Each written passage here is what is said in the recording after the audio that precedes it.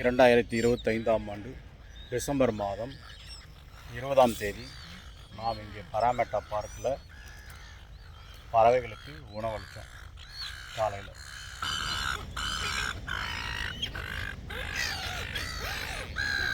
நம்முடைய ஹெரிட்டன் building, பராமெட்டா river,